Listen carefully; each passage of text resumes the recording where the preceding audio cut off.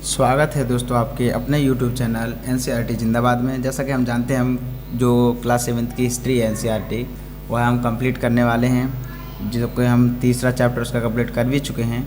ठीक है, और आज चैप्टर का नाम है मुग़ल साम्राज्य, जो कि चौथा चैप्टर है।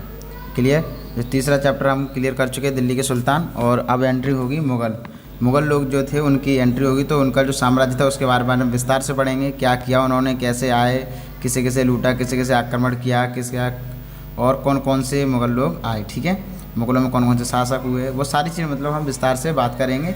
तो बिना टाइम वेस्ट किए हुए चलते हैं। और अगर आपने चैनल सब्सक्राइब नहीं किया तो प्लीज़ चैनल सब्सक्राइब ज़रूर कर लें। ठीक है, और बेल आइकन भी दबा देना। चलो अब वीडियो अंत तक देखना, तभी अच्छा रहेगा। अब देखो, इसमें पहले से एक चीज़ संकेत दे रहा है कि देखो इन्होंने ये सिक्का दे दिया है। सिक्के पर क्या है, मतलब शासक जो हैं उनके कुछ चित्र दिख रहा है आपको। ठीक है ना, इससे ये सिद्ध होता है कि इस समय में क्या हुआ, जो सिक्के चले, सिक्कों पर अपना जो शासक थे वो अपना चित्र जरूर छपवाते थे। इससे ये चीज़ साबित हो रही है। अब आगे चलते हैं, पढ़ते हैं। ठीक है, तो देखिएगा, मध्यकाल में किसी भी शासक के लिए भारतीय उपमहाद्वीप जैसे बड़े क्षेत्र पर जहाँ लोगों एवं संस्कृति में इतनी अधिक विविधता हो, शासन कर पाना अत्यंत कठिन कार्य था। अपने पूर्ववर्तियों के विपरीत मुग़लों ने एक साम्राज्य की स्थापना की और वह कार्य पूरा किया, जो अब तक केवल छोटी अवधि के लिए ही संभव जान पड़ता था। 16वीं सदी के उत्तरार्ध से इन्होंने दिल्ली और आगरा से अपने राज्य का विस्तार शुरू किया और 17वीं शताब्दी में लगभग संपूर्ण महाद्वीप पर अधिकार प्राप्त कर लिया। उन्होंने प्रशासन के जो ढांचे होते हैं उसे और शासन संबंधी जो भी विचार होते हैं वो सारे लागू किए। वे उनके राज्य के पतन के बाद भी टिके रहे। मतलब जो इन्होंने ये प्रशासन और कानून वगैरह, चलो इसे विस्तार से मतलब एक्सप्लेन बाद में करेंगे, पहले पढ़ लेते ना। एक ऐसी राजनीतिक धरोहर थी, ठीक है ना, जिसके प्रभाव से उपमहाद्वीप में उनके पश्चात आने वाले शासक अपने को अछूता ना रख सकें। आज भारत के प्रधानमंत्री स्वतंत्रता दिवस पर मुग़ल शासकों के निवास स्थान यानी कि दिल्ली के लाल किले की प्राचीर से राष्ट्र को संबोधित करते हैं। कहने का मतलब ये है, देखो अब पढ़ते हैं कि मुग़लों का योगदान क्या है, कैसे क्या, वो चीज़ इसमें दी गई है। कि मध्यकाल में अगर हम देखें तो शासक जो लोग थे आते तो ज़रूर थे, ठीक है, लेकिन हमारे भारत में क्या है, हमारे भारतीय उपमहाद्वीप जो था वहाँ पे क्या था, लोग अलग अलग, मतलब इंसान तो सब एक ही होते हैं लेकिन अलग अलग जगह पर रहते थे, अलग अलग भाषाएँ थीं, अलग अलग संस्कृतियाँ थीं। ठीक है, तो इन सारी चीज़ों के होते हुए भी उन पर जो शासन करना या फिर उन्हें अपने कंट्रोल में लेना बहुत कठिन था। ठीक है ना, अब आप ही सोचो, आपको 7 लोग दे दिए जाएँ, सिर्फ 7 व्यक्ति दे दिए जाएँ जो कि अलग अलग भाषाओं के हों और अलग अलग और संस्कृतियाँ हों, तो क्या आप उन्हें सेटिस्फाइड कर पाएंगे? नहीं कर पाएंगे, बहुत मुश्किल होगा। ऐसे ही लोगों के लिए था। ये पूरे भारतीय उपमहाद्वीप पर राज्य करना चाहते थे, ठीक है, शासन करना चाहते थे, लेकिन बहुत सारी संस्कृतियाँ अलग अलग थीं, बहुत सारी भाषाएँ थीं, लेकिन इन्होंने शासन किया, लेकिन बहुत कठिन होता था ये सब करना। ठीक है, अब आगे चलते हैं। अपने पूर्ववर्तियों के विपरीत, यानी कि इनसे जो पहले के जो मुग़ल थे उनसे अलग होकर, मतलब उनसे बिल्कुल अलग होकर मुग़लों ने एक साम्राज्य की स्थापना की। मतलब जैसे उन्होंने किया वैसा नहीं किया, इन्होंने उनसे अलग किया और एक साम्राज्य की स्थापना की और वह कार्य पूरा किया, जो अब तक केवल छोटी अवधियों के लिए ही संभव जान पड़ता था। मतलब जो कि अब तक क्या होता था, कोई भी व्यक्ति शासन तो कर पाते थे मुग़ल, ठीक है, लेकिन क्या होता था, छोटे छोटे मतलब दिनों के लिए, कभी 1 साल के लिए हो गया, कभी 2 साल के लिए, महीनों के लिए, कभी 3 दिन के लिए, इस तरीके से होता था। लेकिन इन्होंने क्या किया, बहुत काफ़ी अवधि तक इन्होंने शासन करने का वो ठान लिया और कार्य पूरा भी किया। अब देखो 16वीं जो सदी थी उसके उत्तरार्ध से लेकर 16वीं सदी के उत्तरार्ध से इन्होंने दिल्ली और आगरा से अपना राज्य विस्तार शुरू किया। मतलब इन्होंने दिल्ली और आगरा में 2 जगह ही ठहरे, वहाँ से इन्होंने इधर उधर हाथ फैलाने शुरू किए और सब तरफ अपना विस्तार करना शुरू किया। ठीक है, अब देखो, और 17वीं जब शताब्दी आई उसमें लगभग संपूर्ण महाद्वीप पर अधिकार प्राप्त कर लिया। कहने का मतलब अगर आप देखेंगे, एक सदी में 16वीं सदी के उत्तरार्ध से इन्होंने स्टार्ट किया और 17वीं जो शताब्दी थी उसमें लगभग पूरे महाद्वीप पर अधिकार कर लिया। मतलब एक सदी अगर देखी जाए तो कर लिया इन्होंने पूरे पर। ठीक है, अब देखो, इन्होंने प्रशासन के ढांचे और शासन संबंधी जो विचार लागू किए थे ना, मतलब एक प्रकार से ऐसा कानून व्यवस्था लागू की इन्होंने, शासन व्यवस्था ऐसी लागू की जो कि इनके राज्य का पतन जब, मतलब ये जब हट गए यहाँ से, ये चले गए या फिर इन्हें भगा दिया गया कैसे भी करके, मतलब ये यहाँ से चले गए, लेकिन इनके शासन जो थे वो फिर भी इनके बाद भी टिके रहे थे। इस तरीके के इनके कानून और शासन व्यवस्था थी। यह एक ऐसी राजनीतिक धरोहर थी जिसके प्रभाव से उपमहाद्वीप में उनके पश्चात आने वाले शासक अपने को अछूता ना रख सके। मतलब वो ऐसी एक धरोहर थी जैसे कि अगर कोई भी आएगा, राजनीतिक जो भी शासक आएगा, उनकी जो धरोहरें हैं उनसे अलग नहीं हो पाएगा। इस तरीके की कुछ राजनीतिक धरोहर भी थी, ठीक है। और देखो आज अगर हम देखें तो भारत के जो प्रधानमंत्री हैं, स्वतंत्रता दिवस अगर होता है हमारा, तो मुगल शासकों का एक निवास स्थान होया करता था, जिसे हम दिल्ली का लाल किला कहते हैं। दिल्ली का जो लाल किला, वहाँ पर ये मुगल लोग रहते थे, ठीक है। तो दिल्ली के जो लाल किला की प्राचीर है, मतलब उसकी जो दीवार है, उससे हम लोग क्या करते हैं, राष्ट्र को संबोधित करते हैं, हमारे प्रधानमंत्री करते हैं कि नहीं करते हैं, तो वो चीज़ है। अब देखो ये लाल किला दिख रहा है, ये है, यहाँ पर मुगल जो लोग थे वो रहते थे, ठीक है। और यहीं पे तो हमारा लाल किले पे तो हमारा झंडा फहराया जाता है हमारे स्वतंत्रता दिवस पर, है कि नहीं। अब जो चलो बात करते हैं मुगल कौन थे, ठीक है। अब देखो मुगल दो महान शासक वंशों के वंशज थे, मतलब दो महान शासक वंश थे, उनके वंशज थे। तो कैसे, अब देखो माता की ओर से अगर देखा जाए तो वे चीन और मध्य एशिया के मंगोल शासक, जो कि चंगेज़ खान, मैंने आपको पहले भी इसका वर्णन किया है चंगेज़ खान का। तो देखो चंगेज़ खान जो था, चंगेज़ खान जिसकी मृत्यु 1227 में हुई थी, उसके उत्तराधिकारी थे। कहने का मतलब ये है, अगर माँ पक्ष से देखा जाए, अगर माँ पक्ष से देखा जाए तो वे चीन और मध्य एशिया के एक मंगोल शासक था जिसका नाम था चंगेज़ खान, ठीक है। तो उसके उत्तराधिकारी थे, समझ गए। और अगर पिता की ओर से देखा जाए तो वे ईरान और इराक एवं वर्तमान जो तुर्की है उसके शासक थे तैमूर, ठीक है। तो उसके वंशज थे। कहने का मतलब ये जो मुग़ल लोग थे, तो मुग़लों में किन किन का खून था, एक तो चंगेज़ खान का, ठीक है, और एक था तैमूर का। और ये दोनों ही बहुत महान शासक रहे हैं। तो बताओ जब मंगोल जो मुग़ल शासक होंगे तो वो कौन से कम होंगे, ठीक है, क्योंकि इन दोनों में खून किसका दौड़ रहा है, तैमूर का और चंगेज़ खान का। क्लियर। अब बात चलते हैं आगे। देखो परंतु मुग़ल अपने को मुग़ल या मंगोल कहलवाना पसंद नहीं करते थे। वो ये कहते थे मतलब कि मुझे मुग़ल या फिर कोई मंगोल कहे ये हमें अच्छा नहीं लगता। ऐसा इसलिए था क्योंकि चंगेज़ खान से जुड़ी स्मृतियाँ सैकड़ों व्यक्तियों के नरसंहार से संबंधित थीं। क्योंकि मतलब वो ये कहते थे, मुग़ल जो लोग थे वो कहते थे यार हम कैसे अपने आप को मुग़ल या मंगोल कब पाएँ, क्योंकि जो चंगेज़ खान है उसने बेशक बहुत सारी स्मृतियाँ हैं जो सैकड़ों बनवाई हैं, लेकिन वो हमेशा किसी न किसी व्यक्ति को काट कर बनवाई हैं, ठीक है ना, या फिर किसी को मार कर बनवाई हैं, इसलिए हमें ये अच्छा नहीं लगता, वो ये कहते थे। तो यही स्मृतियाँ मुग़लों के प्रतियोगियों उज़्बेकों से भी संबंधित थीं। दूसरी तरफ मुग़ल जो थे तैमूर के वंशज होने पर गर्व का अनुभव करते थे। वो ये कहते थे तैमूर के हम वंशज हैं इसलिए तो हमें मतलब गर्व है, ठीक है। ज़्यादा इसलिए क्योंकि उनके इस महान पूर्वज ने 1398 पर दिल्ली पर कब्जा कर लिया था। वो इसलिए कहते थे कि मतलब तैमूर पर तो हमें गर्व है कि हम तैमूर के वंशज हैं, लेकिन चंगेज़ खान के वंशज हैं इसका हमें गर्व नहीं है, क्योंकि उसकी हर चीज़ किसी न किसी नरसंहार से बनी हुई है।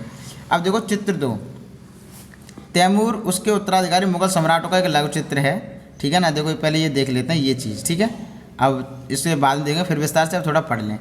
तैमूर और उसके उत्तराधिकारी और मुग़ल सम्राटों का एक लघु चित्र है ये, ठीक है। मतलब तैमूर है इसमें और उसके उत्तराधिकारी हैं और मुग़ल सम्राट हैं, ठीक है। अब मध्य में तैमूर है और उसके दाहिनी ओर उसका पुत्र मीरन शाह है, जो कि प्रथम मुग़ल सम्राट था, जो कि बाबर का लकड़ दादा था, ठीक है। और उसके बाद अबू सैद जो कि बाबर के दादा थे। तैमूर की बाईं ओर जो है वो सुल्तान मोहम्मद मिर्ज़ा है, जो कि बाबर के परदादा थे, और उमर शेख जो कि बाबर के पिता थे। तैमूर की दाहिनी ओर तीसरे, चौथे और पाँचवें व्यक्ति जो है वो मुग़ल सम्राट बाबर, अकबर और शाहजहाँ हैं, और उसकी दाईं ओर उसी क्रम में हुमायूं, जहांगीर और औरंगजेब हैं। कहने का मतलब देखो इधर देखो, अब इन्होंने कैसे बताया है, इस तरीके से बताया। देखो ये तो है वो तैमूर, ठीक है। अब तैमूर उसके उत्तराधिकारी मुग़ल सम्राटों का लघु चित्र है ये सब। तो देखेंगे आप, तो देखो मध्य में तैमूर है और उसके दाहिने ओर, तो दाहिना किधर हुआ इसका, तो इनका दाहिना, अपना दाहिना किधर हुआ, इधर, ठीक है। तो इनका दाहिना किधर हुआ, इधर, ठीक है। तो इधर की साइड अगर हम चलेंगे तो इसका होगा उसका पुत्र मीरन शाह, ये हो गया मीरन शाह, क्लियर। उसका पुत्र हुआ मीरन शाह। उसके बाद कौन है, और उसके बाद है अबू सैद, ये हो गए अबू सैद, ठीक है। ये कौन है, अबू सैद बाबर के दादा हैं, ठीक है। और फिर तैमूर के बाईं ओर सुल्तान मोहम्मद मिर्ज़ा, ये हैं मोहम्मद मिर्ज़ा जो कि बाबर के परदादा थे, और उमर शेख बाबर के पिता हैं ये, ठीक है। और तैमूर की दाहिनी ओर तीसरे और चौथे, अब जी ये तीसरे, चौथे और पाँचवें जो व्यक्ति वो हैं मुग़ल सम्राट बाबर, ये बाबर हैं, ठीक है। फिर अकबर हैं, उसके बाद शाहजहाँ हैं, ठीक है। और उसकी दाईं उसी क्रम से हुमायूं, अब हुमायूं ये रहे, ठीक है। और जहांगीर ये हैं, और ये हैं औरंगजेब, ठीक है। इतने लोग हैं ये, क्लियर। अब ये आप अपने बुक में देखेंगे और अच्छे से, और देखेंगे कौन कैसा लगते थे, थोड़ा इसी प्रकार दिखाए गए हैं ये, ठीक है। आप देख सकते हैं। अब आगे चलते हैं, ठीक है। अब देखो, उन्होंने अपनी वंशावली का प्रदर्शन चित्र बनाकर किया। प्रत्येक मुगल शासक ने तैमूर के साथ अपना चित्र बनवाया, और चित्र एक को देखिए जो तैमूर और मुगलों के समूह में तस्वीर प्रस्तुत करता है। समझ में आया? मतलब कहने का ये है, उन्होंने अपनी वंशावली का जो प्रदर्शन था वो चित्र बनाकर किया, ना कि लिख कर।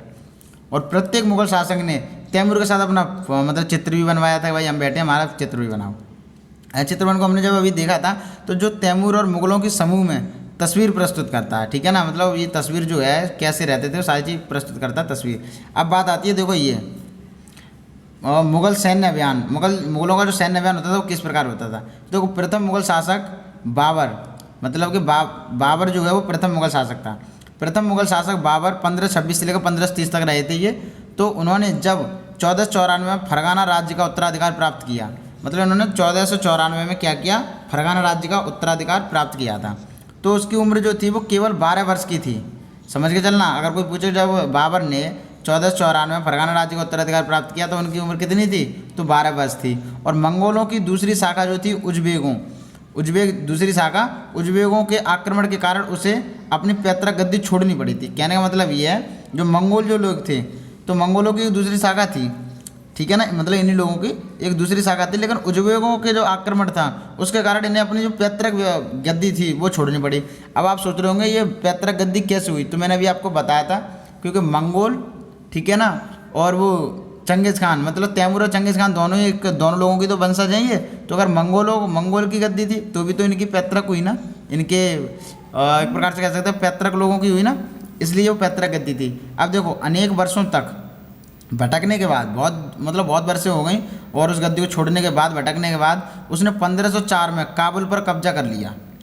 उसने 1526 में दिल्ली का सुल्तान था एक इब्राहिम लोदी, उसको पानीपत में हराया और दिल्ली और आगरा को अपने कब्जे में कर लिया। किसने? बाबर ने। क्लियर। अब हम आगे चलते हैं। तालिका पहली में अगर हम देखें तो मुगलों के प्रमुख सैन्य अभियानों को दिखाया गया है, इसे ध्यान से पढ़िए। क्या आप इस लंबे घटनाक्रम में कोई पुनरावृत्ति ढूंढ सकते हैं? उदाहरण के लिए आप यह गौर करेंगे कि अफगान और मुगल सत्ता के लिए तात्कालिक खतरा थे। मुगलों और अहोम, जो कि अध्याय 7 में हम पढ़ेंगे, ठीक है। और सिखों के बारे में पढ़ेंगे अध्याय 8 में और 10 में। और मेवाड़ और मारवाड़ का 9 में पढ़ेंगे। इनके संबंधों पर भी गौर करें। और सफ़ाविद ईरान से अकबर और हुमायूं के संबंध में क्या अंतर था, और क्या औरंगजेब के शासनकाल में गोलकुंडा और बीजापुर के अधिग्रहण से दक्कन में युद्ध अंत क्या हो पाया, ठीक है, युद्ध का अंत हो पाया। ये सारी चीज़ें आपको मतलब मंथन करने की ज़रूरत है, ठीक है। अब चित्र 4 में दिया है, 16वीं शताब्दी के युद्धों में तोप और गोलाबारी का पहली बार इस्तेमाल हुआ था। बाबर ने इनका पानीपत की पहली लड़ाई में भी प्रभावी ढंग से प्रयोग किया था। क्लियर। अब देखो, यहाँ से क्वेश्चन बनता है कि गोलाबारी और तोपों का प्रथम कब हुआ था इस्तेमाल। तो देखो, तो जो पानीपत था वहाँ पर भी बहुत अच्छे से किया था और इस जगह पर भी किया था। तो देखो, आप ये देखेंगे मुगल फौज अभियान है, देखो ये इस तरीके की थी। सबसे पहली बात ये देखो हुआ क्या था। अब वैसे आप भटक जाएंगे, लेकिन मैं आपको बता दूं, देखो ये जो लड़ाई है ना, आप देख पा रहे होंगे, तो ये हैं हमारे जो यहाँ के शासक थे, लोकल जो शासक थे यहाँ के, वो हैं जो अपने हाथियों को ये सोचते थे कि हाँ हमारे जो हाथी हैं बहुत बड़ी सेनाएं हैं। लेकिन जब ये लोग आए तो ये अपने साथ घोड़े लेकर आए। तो जब तक कि ये हाथी अपने 360 डिग्री पर घूम पाते थे, तब तक घोड़े इनके चारों तरफ घूम घूम के कम से कम ये समझ लो कि कम से कम 360 नहीं तो 180 तक चक्कर लगा देते थे और हाथियों को मार गिराया करते थे, ठीक है।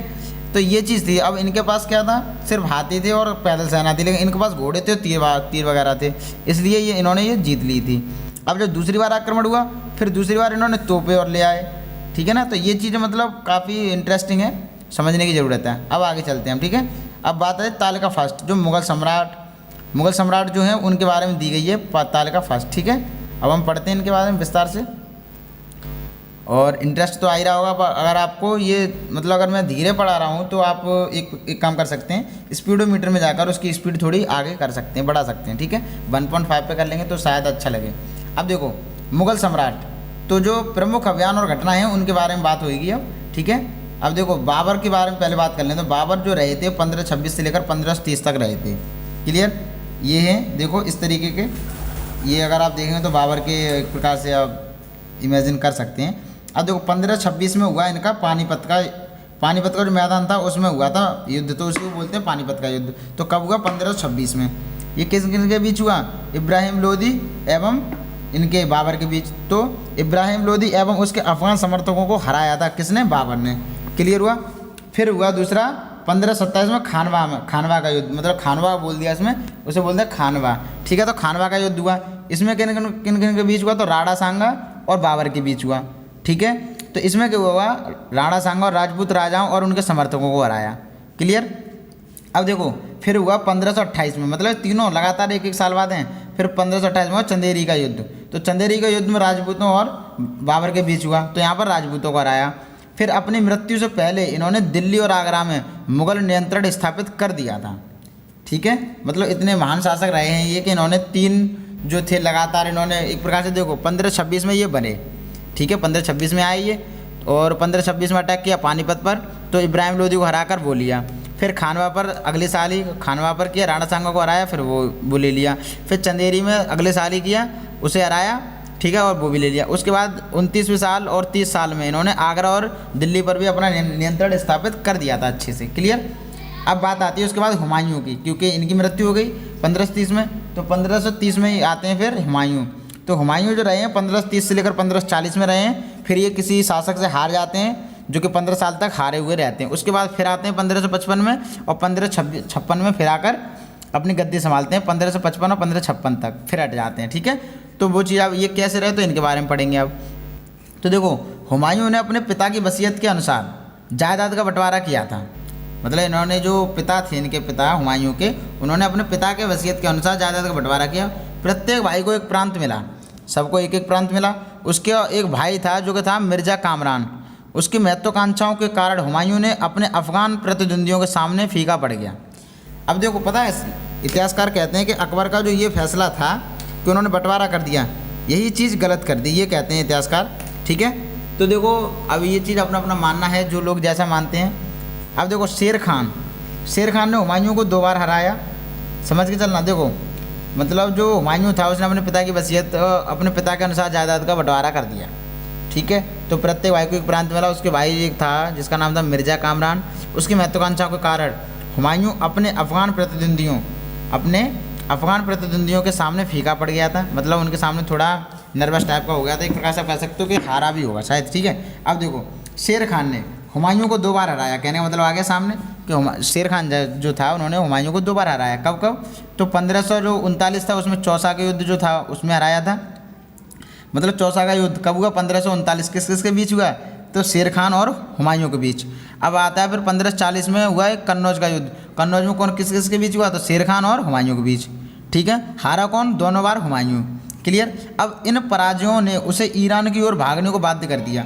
उसके बाद क्या हुआ? हुमायूं को जब कहीं भी शरण नहीं मिली तो वो ईरान की ओर भागा।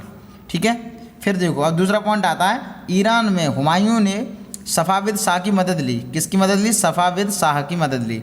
उसने 1555 में दिल्ली पर पुनः कब्जा कर लिया, परंतु उससे अगले वर्ष इस इमारत में, इस दुर्घटना में उसकी मृत्यु हो गई। कौन सी इमारत में? इसमें। ठीक है, एक दुर्घटना हुई, उसमें मृत्यु हो गया। इस दुर्घटना क्या हुई थी इसकी भी इंटरेस्टिंग कहानी है, जो कि मैं आपको बाद में बताऊंगा। ठीक है, जब इनके बारे में विस्तार से पढ़ेंगे, अभी सिर्फ पॉइंट दिए हुए हैं, मज़ा आएगा। ठीक है, अब देखो आई बात अकबर। अब आता है एक महान शासक जो रहे हैं। ठीक है, ये काफ़ी एक प्रकार से कह सकते हैं जनता के दिलों में छा जाने वाले शासक रहे हैं अकबर। ठीक है, जो रहे 1556 से लेकर 1605 तक। अब ये शासक कब बने? ये बने 13 वर्ष की अल्पायु में अकबर सम्राट बन चुके थे। मतलब इतने छोटे पर, जबकि हम लोग एक प्रकार से कह सकते हैं हाई स्कूल में तक नहीं आ पाते हैं, तब ये जाके एक सम्राट बन चुके थे। 13 वर्ष की अल्पायु में अकबर सम्राट बन गए थे। तो उसके शासनकाल को 3 अवधियों में विभाजित किया जा सकता है। जो अकबर हैं, अकबर के शासनकाल को हम 3 भागों में विभाजित करते हैं। कैसे कैसे? तो 1556 1570 के मध्य। ठीक है, 1556 और 1570 के मध्य हो गया, और 1570 से लेकर 1585 के मध्य। ठीक है, और एक हो गया 1585 से लेकर 1605 के मध्य। ये 3 शासनकाल में हम इनको विभाजित कर सकते हैं। तो कैसे कैसे पढ़ते हैं हम? ठीक है, तो देखो 1556 और 1570 के मध्य अकबर अपने संरक्षक जो बैरम खान थे, ठीक है, एक बैरम खान थे, इनके संरक्षक थे, एक प्रकार से सेनापति थे, मैं बताऊँ आपको। ठीक है, तो उनके संरक्षण में रहते थे अकबर। अपने घरेलू कर्मचारियों से स्वतंत्र हो गया था। ठीक है, उसने सूरी और अन्य अफगानी निकटवर्ती राज्यों मालवा और गोंडवाना तथा अपने सौतेले भाई मिर्ज़ा हाकिम और उज्बेकों के विद्रोहों को दबाने के लिए सैन्य अभियान चलाए। 1568 में सिसोदिया को राजधानी चित्तौड़, 1569 में रणथंभौर पर कब्जा कर लिया। कहने का मतलब ये है, देखो जो 1556 से लेकर 1570 की जो अवधि है, यानी कि 4 साल जो थे, इसके मध्य क्या हुआ, जो अकबर था अपने संरक्षक बैरम खान और अपने घरेलू कर्मचारियों से स्वतंत्र हो गया था। मतलब अब तक इन्हीं के संरक्षण में रहता था, मगर उसने कहा भाई अब बहुत हो गया, अब मैं अपना खुद स्वतंत्र रह सकता हूँ, ठीक है। तो स्वतंत्र हो गया और उसने सूरी और अन्य अफगान जो निकटवर्ती राज्य थे, जैसे मालवा हो गया, गोंडवाना हो गया, या फिर अपने सौतेला भाई जो था मिर्ज़ा हाकिम और उज्बेकों के जो विद्रोह हुआ करते थे, उन सबको दबाने के लिए उसने सैन्य अभियान चलवाए, ठीक है। और 1568 में सिसोदिया की जो राजधानी हुआ करती थी चित्तौड़, और 1569 में रणथंभौर, इन दोनों पर उसने कब्जा कर लिया। किसने? अकबर ने, ठीक है। अब देखो फिर बात आती है 1570 से लेकर 1585 के मध्य क्या हुआ। तो 1570 से लेकर 1585 के मध्य जो है शासन इसका, तो गुजरात के विरुद्ध सैनिक अभियान हुए। किसने चलवाए? अकबर ने, ठीक है। इन अभियानों के पश्चात उसने पूर्व में बिहार, बंगाल और उड़ीसा में अभियान चलाए, जिन्हें 1579 से लेकर 1580 में मिर्ज़ा हाकिम के पक्ष में हुए, ठीक है। विद्रोह ने और जटिल कर लिया, विद्रोह ने और जटिल कर दिया। अब देखो, अब कहने का मतलब ये है, जो अभियान चले थे, जो 1570 से लेकर 1585 के मध्य गुजरात के विरुद्ध अभियान चले, सैनिक अभियान, तो इन अभियानों के पश्चात क्या हुआ, उसने पूर्व में बिहार और बंगाल और उड़ीसा में भी अभियान चलाए, ठीक है। जिन्हें 1579 से लेकर 1580 यानी 1 साल के बीच में मिर्ज़ा हाकिम के पक्ष में हुए विद्रोह उन्होंने और जटिल कर दिया। मतलब जो सैन्य अभियान चल रहे थे, तो उसी के बीच क्या हुआ, एक प्रकार से 79-80 में मिर्ज़ा हाकिम के पक्ष में एक विद्रोह हुआ था, ठीक है। तो उसने और इन सैन्य अभियानों को और जटिल कर दिया। क्लियर। अब बात आती है 1585 से लेकर 1605 के मध्य क्या शासन रहा।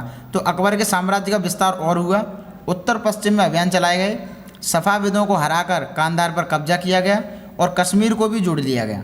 मिर्ज़ा हाकिम की मृत्यु के पश्चात काबुल को भी उसने अपने राज्य में मिला लिया। समझे? मतलब जो मिर्ज़ा हाकिम था इसका भाई, तो उसकी वजह से मृत्यु हो गई, तो उसने उसे काबुल जो दिया था उसको भी उसने अपने राज्य में ही मिला लिया। दक्कन में अभियानों की शुरुआत हुई और बरार खानदेश और अहमदनगर के कुछ हिस्सों को भी उसने अपने राज्य में मिला लिया था, ठीक है। अब देखो, अपने शासन के अंतिम वर्षों में, जब उसके शासन का अंतिम वर्ष था, उनमें अकबर की सत्ता राजकुमार के सलीम के विद्रोह के कारण लड़खड़ाई। यही सलीम आगे चलकर बना जहांगीर, ठीक है, जहांगीर कहलाया। अब देखो, बहुत सारी क्या होती है कि बहुत सारे लोग बोलते हैं सलीम ही अकबर का नाम है, तो यहाँ पे देखो क्लियर कर दिया इन्होंने कि जो सलीम है वो जहांगीर का नाम है, ठीक है। यही सलीम, मतलब देखो, अपने शासन के अंतिम वर्षों में अकबर की जो सत्ता थी वो राजकुमार सलीम के विद्रोह के कारण लड़खड़ाई। यही सलीम आगे चलकर क्या बनेगा? जहांगीर। समझ में आया? मतलब जो अकबर का बेटा था, जो सलीम था, अब सलीम को क्या बोलते हैं? जहांगीर, ठीक है। अब देखो आगे चलते हैं। अब बात आती है जहांगीर। अब जहांगीर कब कब रहा? तो जहांगीर रहा फिर 1605 से लेकर 1627 तक। अब जहांगीर ने अकबर के सैन्य अभियानों को और आगे बढ़ाया। उसने कहा जो पिताजी करे गए उसे और आगे बढ़ाओ।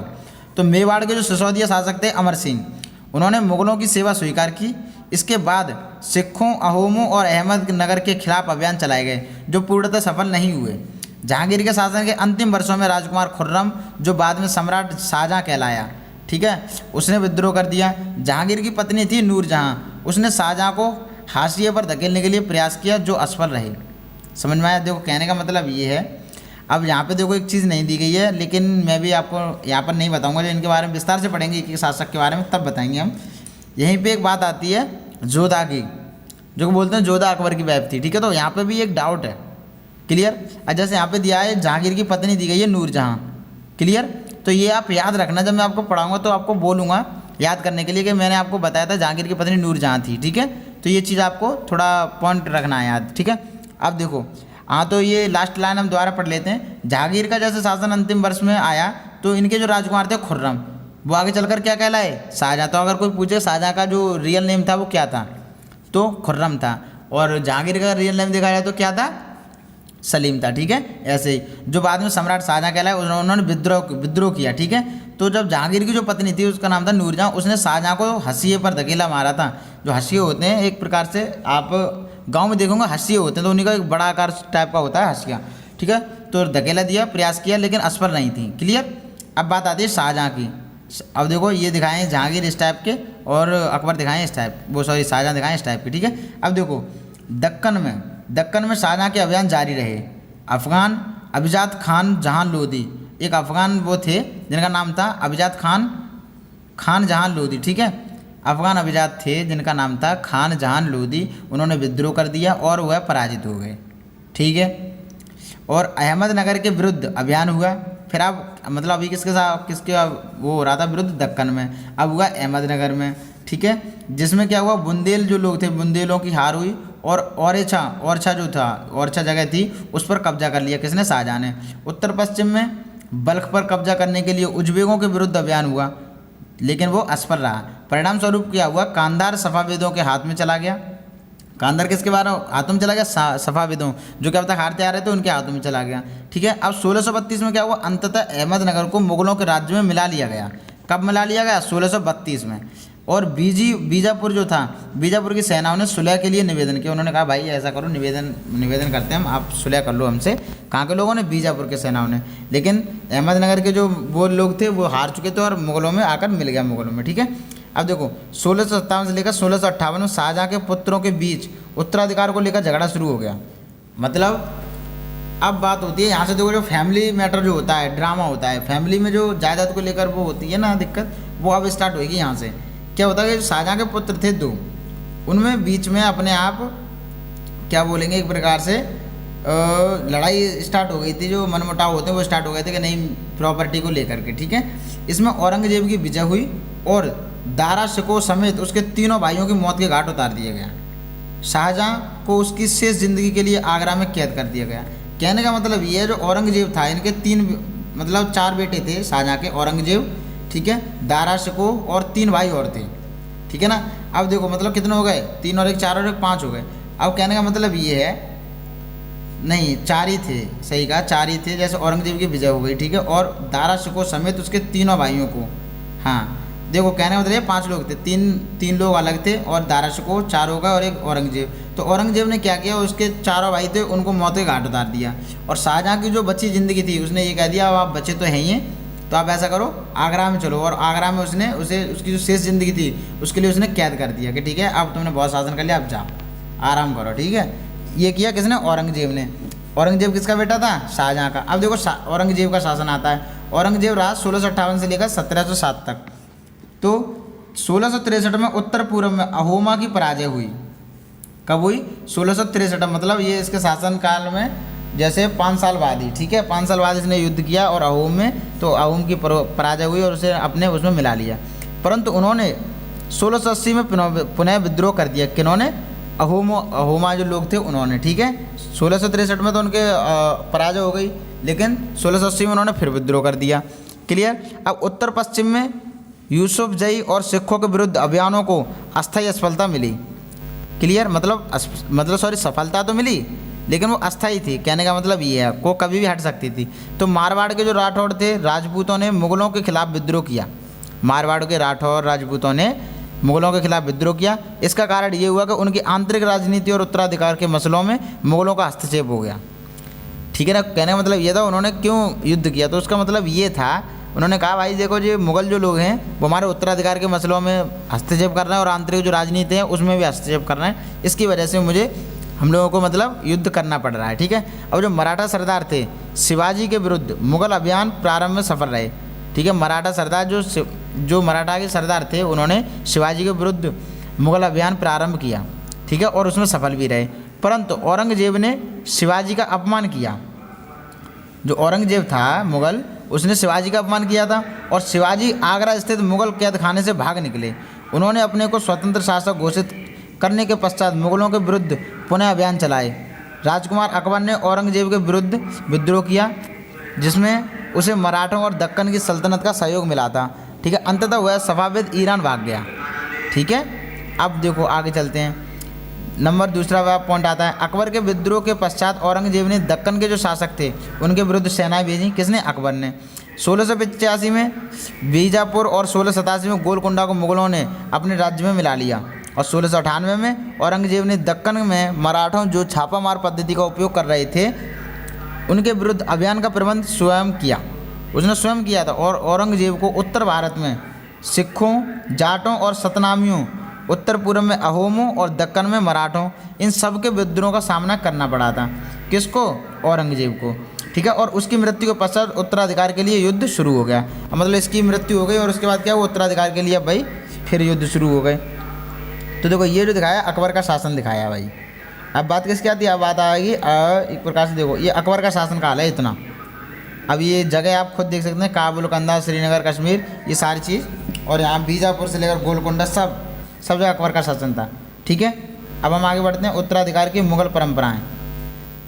देखो मुगल ज्येष्ठाधिकार के नियम में विश्वास नहीं करते थे। मुगल जो लोग थे वो ये नहीं देखते थे कि मतलब बड़ा है तो उसके नियम में बड़ा है तो भाई उसी को दे दो, नहीं। जिसमें ज्येष्ठ पुत्र अपने पिता के राज्य का अधिकारी होता है, मतलब इन चीज़ों में विश्वास नहीं करते थे मुगल लोग थे कि भाई बड़ा भाई है तो बड़ा भाई बनेगा। ठीक है। बल्कि इसके विपरीत उत्तराधिकार में वे शहदयाद की मुगल और तैमूर वंशों की प्रथा को अपनाते थे। कहने का मतलब जिसमें क्या होता है, इसमें होता है उत्तराधिकार का विभाजन समस्त पुत्रों में कर दिया जाता है। कहने का मतलब ये है, वो लोग मुगल जो लोग थे वो ये कहते थे कि भाई देखो ऐसा कुछ नहीं है कि मतलब बड़ा बेटा है तो वही उत्तराधिकारी बनेगा, ऐसा कुछ नहीं है। ये किसका था, ये थी मुगलों के नियम।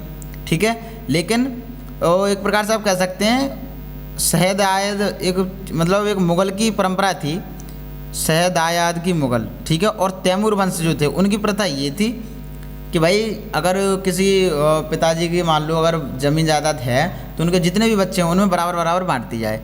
तो ये सब मुगल जो लोग थे वो ये कहते थे भाई तो यही परंपरा सही है, हम तो इसी को मानेंगे। ठीक है। तो ये चीज़ है। अब तालिका फर्स्ट में दिए गए रंगीन उद्धरणों को पढ़िए और मुगल राजकुमारों के विद्रोह से जुड़े प्रमाणों पर गौर कीजिए। आपके अनुसार उत्तराधिकार का कौन सा तरीका सही था, ज्येष्ठाधिकार या फिर शहदयाद? अब देखो एक क्वेश्चन आ सकता है कि जो ज्येष्ठाधिकार उत्तराधिकार था, ठीक है, और शहदयाद दोनों में क्या फ़र्क था? तो आप कहेंगे ज्येष्ठाधिकार था उसमें क्या होता है, किसी भी व्यक्ति के जो बड़ा बेटा होता है उसको सारा साम्राज्य दिया जाता है। और शहदयाद का मतलब ये है उसमें किसी भी व्यक्ति के जितने भी बेटे होते हैं उनमें सब में ज़मीन जायदाद बराबर बराबर बांट दी जाती है। क्लियर। अब देखो अब ये रंगीन जो काम दिया है इन्होंने खुद दिया है। ठीक है, कि किस किस का शासन था, किस किस में बटा, ये सारी चीज़ें आपको और जो विद्रोह से जुड़े जो प्रमाण है उन पर भी गौर कीजिए। सारी चीज़ें आपको ही करनी है। ठीक है। और अगर हम करेंगे तो फिर ज़्यादा वीडियो लंबी हो जाएगी। ठीक है। अब देखो राजपूतों के साथ मुगलों की शादियाँ कैसे हुई? तो देखो जहांगीर की जो माँ थी कच्छवा, जहांगीर की जो माँ थी वह कच्छवा की राजकुमारी थी। कच्छवा जगह थी एक, वहाँ की राजकुमारी थी जहांगीर की माँ। वह अंबर यानी जो वर्तमान में जयपुर है तब अंबर कहते थे उसको।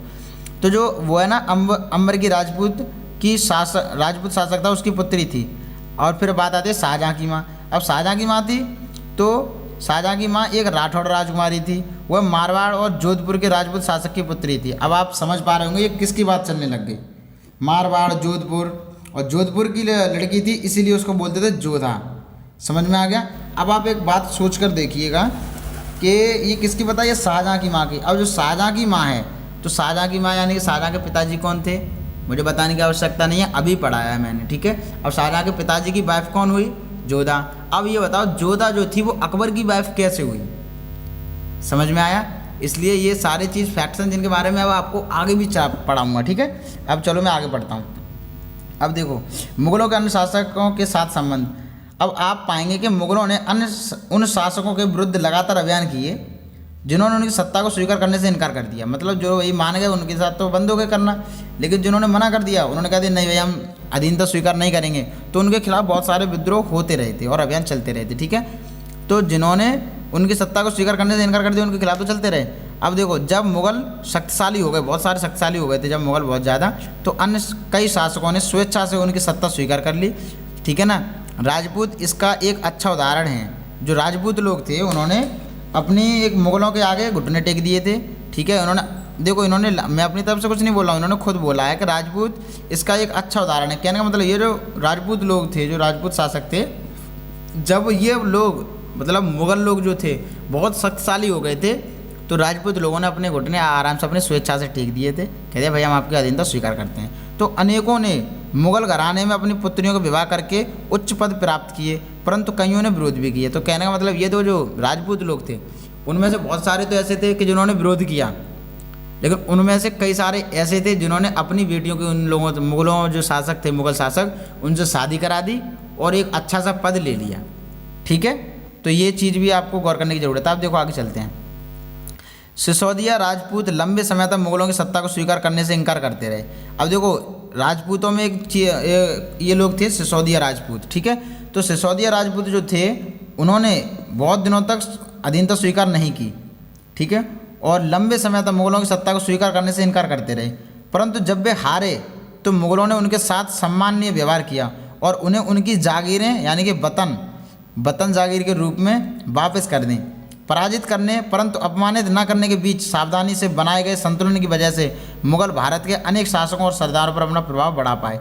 कहने का मतलब यह, देखो मुगलों का जो एक व्यवहार था वो अब आप यहाँ पर देख सकते हैं किस टाइप का था। तो देखो क्या किया कि जो सिसोदिया राजपूत थे उन्होंने बहुत लंबे समय से लड़ाई लड़ते रहे थे, इनकार करते रहे कि हम अधीनता स्वीकार नहीं करेंगे, लेकिन जब हार गए तो मुगलों ने उनसे कुछ नहीं कहा बल्कि सम्मान किया उनका और कहा कि आप जैसे जो लोग हैं, ठीक है, तो बहुत ही अच्छे होते हैं, बहुत वीर हैं आप लोग, और आपने अपनी जान लगा दी अपने वतन को बचाने के लिए, मतलब ऐसी बहुत सारी बातें होती हैं। तो उन्होंने कहा और फिर कहा कि इस जागीर के हम कोई हकदार नहीं है, इस जागीर और ये जागीर आपके लिए है, आपका वतन है, ठीक है। तो इस टाइप की जो बात होती है और उन्होंने वो वतन को उन्हीं को लौटा दिया, ठीक है।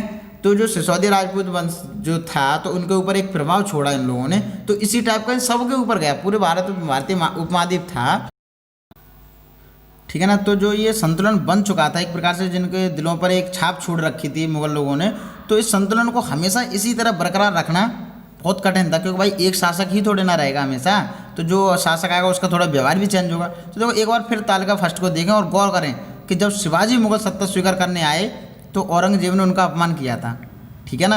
इस अपमान का क्या परिणाम हुआ था, तो देखो अपमान का परिणाम क्या हुआ, फिर शिवाजी ने उनका कई बार विरोध किया, विरुद्ध उनके अभियान चलाए, ठीक है ना। और अब इस बारे में हम फिर बात करेंगे जब इन दोनों के बारे में अलग से पढ़ेंगे, लेकिन इनके बारे में अभी मैंने संक्षेप में थोड़ा आपको बताया था, शिवाजी और मुगल जो लोग थे उनके बीच में हुआ था, ठीक है ना। लेकिन वहाँ पर भी क्या था, वहाँ पर जो लोग एक प्रकार से आप कह सकते हो जो हिंदू शासक थे उन लोगों ने ही मुगलों को साथ में लिया था और शिवाजी के खिलाफ वो किया था, ठीक है ना। लेकिन तब मुगल लोगों ने क्या किया, शिवाजी का अपमान किया, ठीक है। तो ये चीज़ बताई जा रही है कि अगर मुगल सब लोग ऐसे होते तो कुछ अलग ही बात होती, लेकिन कुछ शासक थे जो मुगल लोग जो ऐसे व्यवहार किया उन्होंने, तो एक अलग छाप बन गई, ठीक है। कहने का मतलब यहाँ पे ये बताया जा रहा है, आप एक बात सोच के देखो, जब शिवाजी का समय था उस वक्त जो मुगल शासक था उसने शिवाजी का अपमान किया, ठीक है। लेकिन इस वक्त जब सिसोदिया राजपूत थे, इस वक्त जो शासक था उसने उनका सम्मान किया। तो इसी प्रकार आप देख सकते हैं जब वहाँ उस वक्त क्या कौन सा व्यवहार था और आज कौन सा व्यवहार है। इसी प्रकार अगर ऐसा ही व्यवहार हमेशा बनाए रखना है तो आप क्या मानते हैं, तो ऐसा ही शासक होना चाहिए, लेकिन ये इम्पॉसिबल है भाई। कौन सा शासक आ रहा है, किस टाइप का आ रहा है, वो चीज़ एक अलग पड़ती है ना। तो ये चीज़ बोल रहे हैं ये कि ऐसा जो संतुलन बना रखा था ये हमेशा बरकरार रखना कठिन था, ठीक है। अब देखो बात आती है मनसबदार और जागीरदार, ये क्या चीज़ थी। तो देखो जैसे जैसे साम्राज्य में विभिन्न क्षेत्र सम्मिलित होते चले गए वैसे वैसे मुगलों ने तरह तरह के सामाजिक समूहों को सदस्यों को प्रशासन में नियुक्त करना आरंभ कर दिया। शुरू में क्या हुआ, ज़्यादातर जो सरदार थे तुर्की थे यानी कि तुरानी थे, लेकिन अब इस छोटे समूह के साथ साथ उन्होंने शासक वर्ग में ईरानियों और भारतीय, मुसलमानों, अफगानों, राजपूतों, मराठों और अन्य समूहों को सम्मिलित कर लिया। मतलब अब तक क्या था, जो उनका जो प्रशासन था उसमें क्या था, हमेशा जो ज़्यादातर जो सरदार थे वो तुर्की लोग होते थे, ठीक है। लेकिन अब क्या हुआ, उन्होंने जो भारतीय मुसलमान हुआ करते थे, भारतीय अफगान थे, भारतीय राजपूत थे या फिर भारतीय मराठा थे, इन सभी को एक अन्य समूह को सम्मिलित कर दिया, इन सबको एक पद दे दिया गया, ठीक है। तो मुगलों की जो सेवा थी, मुगलों की सेवा में आने वाले नौकरशाह मनसबदार कहलाते थे, ठीक है ना। तो मतलब अगर आप कोई पूछेगा मनसबदार कौन होते हैं तो आप कहेंगे जो मुगल लोगों की जो सेवा में आने वाले नौकरशाह होते थे उन्हें मनसबदार बोलते थे, ठीक है। अब देखो मनसबदार शब्द का प्रयोग ऐसे व्यक्तियों के लिए होता था जिन्हें कोई मनसब यानी कोई सरकारी हैसियत अथवा पद मिलता था, समझ में आया, मतलब उनके मन के हिसाब से। अब यह मुगलों द्वारा चलाई गई श्रेणी व्यवस्था थी जिसके जरिए एक पद दो मतलब पद मिलता था और नंबर दूसरा वेतन मिलता था एवं तीसरा सैन्य उत्तरदायित्व तो निर्धारित किए जाते थे। ये एक व्यवस्था थी, ठीक है। एक श्रेणी व्यवस्था थी जो मुगलों द्वारा चलाई गई थी जिसमें फर्स्ट पद, दूसरा वेतन और तीसरा सैन्य उत्तरदायित्व क्या रहेगा उसका, ये सारी चीज़ें निर्धारित की जाती थी। पद और वेतन का निर्धारण जाति की संख्या पर निर्भर था, ठीक है। और जाति की संख्या जितनी अधिक होती थी दरबार में अभिजात की प्रतिष्ठा उतनी ही बढ़ती जाती थी और उसका वेतन भी उतना ही अधिक होता था। क्लियर। अब बात आती है जात की श्रेणियाँ कौन सी होती हैं। तो देखो 5000 जात वाले अभिजातों का दर्जा होता था, वो 1000 जात वाले अभिजातों से ऊंचा होता था। अकबर के शासनकाल में 29 ऐसे मनसबदार थे जो 5000 जात की पदवी के थे। औरंगजेब के शासनकाल में औरंगजेब के शासनकाल तक ऐसे मनसबदारों की संख्या 79 हो गई थी। क्या इसका अर्थ यह हुआ कि राज्य का खर्चा बढ़ गया था? ठीक है ना, वो अब आप खुद एक प्रकार सेंस लगाएंगे। ठीक है, तो ये चीज़ है। अब देखो आगे बढ़ते हैं। अब देखो अभिजात की प्रतिष्ठा उतनी बढ़ जाती थी और उसका वेतन भी उतना ही बढ़ता था। अब देखो जो सैन्य उत्तरदायित्व मनसबदारों को सौंपे जाते थे, जो सैन्य उत्तरदायित्व होते थे जो मनसबदारों को सौंपे जाते थे, उन्हीं के अनुसार उन्हें घुड़सवार रखने पड़ते थे। कहने का मतलब अगर उनसे कह दिया भाई आपको सैन्य की इतनी ज़रूरत है तो इतनी, मतलब सारी चीज़ उन्हीं को दे दिया जाता था और ये बोला जाता था कि आपको जितने उत्तरदायित्व हैं, सैन्य उत्तरदायित्व हैं, उन्हीं के अनुसार तुम्हें घुड़सवार रखने हैं। ठीक है, अब क्योंकि भाई उन्हीं के हिसाब से सैलरी मिलती थी ना उनको, जितने सैन्य को उतनी सैलरी। अब देखो, अब जो जात अगर आप सोच रहे होंगे जात क्या है, तो मैं जात आपको बता दूं। ठीक है ना, जैसे आप अगर ये सोच रहे हो कि इस जाति का, जात और जात दोनों में बहुत फ़र्क है। ठीक है ना, जाति मत समझना, जो कास्ट होती है वो मत समझना। इस चीज़ का मैं अभी आपको बताता हूँ विस्तार से। ओके, कहने का मतलब ये था, देखो जैसे कोई भी एक मनसबदार है, ठीक है, तो मनसबदार के अंदर कितने सैनिक रहेंगे, कितने घुड़सवार रहेंगे, तो उस संख्या को ही जात बोला जाता था। क्यों? क्योंकि और जो जितने भी घुड़सवार होया करते थे उनकी संख्या में गुणा करके ही इन लोगों को वेतन मिलता था। समझ में आया? इसलिए। और देखो कई बार घपला भी होता था। कैसे होता था तो मैं आपको बताऊंगा, क्योंकि देखो आप खुद सोचो, अगर कोई मुझसे ये कह दे या फिर आपसे कह दे कि आपको इतने घुड़सवार रखने हैं, ठीक है, और मान लो 2 शासक हैं कोई, अब आसपास के ही हैं कोई, मान लो, ठीक है, अब उन्होंने क्या किया कि लिस्ट में पहुंचा रहे हैं कि हमारे पास 1000 वो हैं, क्या बोलते हैं, घुड़सवार। ठीक है, लेकिन अगर वो चेक करने आते हैं तो वो मान लो अगर पास से बुला लें कि भाई आप हमारे पास भेज दो, ठीक है, क्योंकि ऐसा तो है नहीं किसी के पास हेलीकॉप्टर हो तुरंत पहुंच जाए, ऐसा तो है नहीं। ठीक है, तो तुरंत अब जब तक वो राजा आते थे उनके पास में, मुगल जब तक आते थे तब तक वो पास के जो प्रांत थे वहाँ से मंगा लिया करते थे। इस टाइप से वो दिखा दिया करते थे। तो लेकिन जब वो दूसरे प्रांत में आता था तब तक फिर इधर से भेज दिया करते थे। इसलिए ऐसा घपला होता चलेगा। जिस चीज़ को नियम को बदला गया, ठीक है, मैं अब आपको आगे बताऊँगा, लेकिन अभी मैं बता दे रहा हूँ जात क्या है। तो किसी भी मनसबदार के वो अंतर्गत कितने सैनिक आते हैं, कितनी श्रेणी होती है, तो उस चीज़ को बताते थे। ठीक है, जात। अब बात आती है, देखो, तो मनसबदार अपने सवारों को निरीक्षण के लिए लाते थे। मनसबदार जो थे अपने सवारों को निरीक्षण के लिए लाते थे। वे अपने सैनिकों के घोड़ों को दगवगाते थे एवं सैनिकों का पंजीकरण करवाते थे। इन कार्यवाहियों के बाद ही उन्हें सैनिकों को वेतन देने के लिए धन मिलता था। कहने का मतलब यह, देखो, मनसबदार जो लोग थे वो अपने जो सवार जो लोग होते थे, सवारी मतलब घुड़सवार जो लोग होते थे, उनको निरीक्षण के लिए लाते थे और अपने सैनिकों के घोड़ों को दगवाते थे, मतलब कि उन पर एक चिन्ह बनाया जाता था घोड़ों पर। ठीक है, एवं सैनिकों का पंजीकरण करवाया जाता था। इन कार्रवाइयों के बाद ही उन्हें सैनिकों को वेतन देने के लिए धन मिलता था। ठीक है, अब मनसबदार अपना वेतन राजस्व एकत्रित करने वाली भूमि के रूप में पाते थे, जिन्हें जागीर बोला जाता था। ठीक है, समझ के चलना। मनसबदार जो थे वो अपना जो वेतन था, उनका खुद का वेतन, वो राजस्व एकत्रित करने वाली भूमि थी उसके रूप में पाते थे, जिन्हें जागीर बोला जाता था, और जो तकरीबन एकताओं के समान थी, जो एकता जो प्रथा चली थी उसके समान थी। ठीक है, परंतु मनसबदार मुक्तियों से भिन्न थे। अपने जागीरों पर नहीं रहते थे, मतलब मुक्तियों से भिन्न अपनी जागीरों पर नहीं रहते थे और न ही उन पर प्रशासन करते थे। उनके पास अपनी जागीरों से केवल राजस्व एकत्रित करने का अधिकार था मात्र। यह राजस्व उनके नौकर उनके लिए एकत्रित करते थे, जबकि वे स्वयं देश की किसी अन्य भाग में सेवारत रहते थे। ठीक है, अब देखो बात आती है फिर आगे की। अकबर के शासन में, अकबर का जो शासनकाल था उसकी बात चल रही है, क्लियर। देखो अकबर के शासनकाल में क्या हुआ, इन जागीरों का सावधानी पूर्वक आकलन किया जाता था ताकि इनका राजस्व मनसबदार के वेतन के तकरीबन बराबर रहे। ठीक है ना, और औरंगजेब के शासनकाल तक पहुँचते पहुँचते स्थिति बदल गई। अब प्राप्त राजस्व मनसबदार के वेतन से बहुत कम हो गया था। ठीक है, अब मनसबदार की संख्या भी अत्यधिक वृद्धि होती चली गई, जिसके कारण उन्हें जागीर मिलने से पहले एक लंबा इंतजार करना पड़ता था। इन सभी कारणों से जागीरों की संख्या में जो थी वो कमी हो गई और फलस्वरूप कई जागीरदार जागीर रहने पर भी यह कोशिश करते थे कि ये वे जितना राजस्व वसूल कर सकें कर लें भाई। ठीक है ना, क्योंकि और अपने शासनकाल के अंतिम वर्षों में औरंगजेब इन परिवर्तनों पर नियंत्रण नहीं रख पाया और इस कारण किसानों को अत्यधिक मुसीबतों का सामना करना पड़ा था। किसके राज्य में? औरंगजेब के में। ठीक है, अब देखो बात आती है चित्र 5। ये चित्र 5 है, ये दिख रहा है आपको, देखो ये जो, क्योंकि देखो उनका जो ये मान लो आप ये हैं कौन, मनसबदार। ठीक है, अब ये है इनकी जात।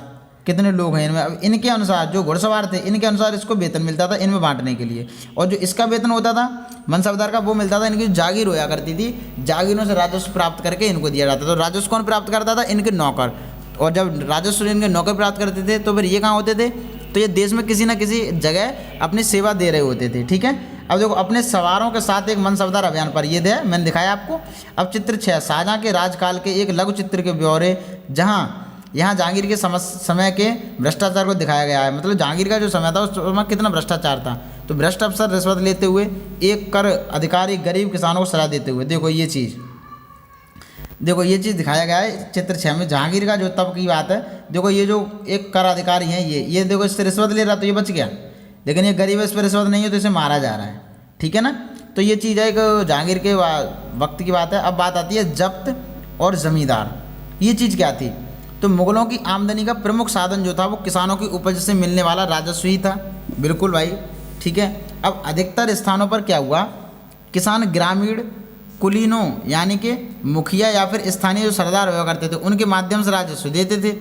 तो समस्त मध्यस्थों के लिए, चाहे वे स्थानीय ग्राम के मुखिया हों या फिर शक्तिशाली सरदार हों, भाई मुग़ल के एक ही शब्द यानी कि ज़मींदार का प्रयोग करते थे। ठीक है, अब देखो मुग़ल एक ही शब्द का प्रयोग करते थे उनके लिए, सबके लिए क्या बोलते थे? ज़मींदार। ठीक है, अब चाहे स्थान का मतलब उसी गांव का मुखिया हो या फिर शक्तिशाली सरदार हो, उनके लिए तो ये ज़मींदार है। ठीक है, अब देखो अकबर जो था उसके राजस्व मंत्री हुआ करते थे टोडरमल ने 10 साल यानी 1570 से लेकर 1580 तक उसकी कालावधि के लिए कृषि की पैदावार, कीमतों और कृषि भूमि का सावधानीपूर्वक सर्वेक्षण किया। इन आंकड़ों के आधार पर अगर देखा जाए तो प्रत्येक फसल पर नगद के रूप में कर जो होता है वो राजस्व जो था वो निश्चित कर दिया गया। ठीक है, और प्रत्येक सूबे में मतलब जो प्रत्येक सूबा जो था उस पर प्रत्येक सूबे यानी प्रांत को राजस्व मंडलों में बांटा गया और प्रत्येक की हर फसल के लिए राजस्व दर की अलग सूची बनाई गई। और राजस्व प्राप्त करने की इस व्यवस्था को जो बोला जाता था जब्त। ठीक है ना, आपको कोई अगर पूछे जब्त क्या है तो मैं आपको देखो बता दूं कि जो एक प्रकार से राजस्व मंत्री थे टोडरमल, उन्होंने 10 साल के अंदर क्या हुआ कि कृषि की जो पैदावार थी उसका अच्छी तरह से सर्वेक्षण किया। ठीक है, और हर चीज़ की एक निश्चित बता दी कि इतना कर लगेगा, इतनी अगर फसल होती है तो इतना कर लगेगा, इतनी फसल होती है तो इतना कर बनेगा, और ये अलग अलग सूची बना दी गई हर फसल की। ठीक है, तो राजस्व जो प्राप्त करने की ये जो विधि थी इसी को बोलते थे जब्त।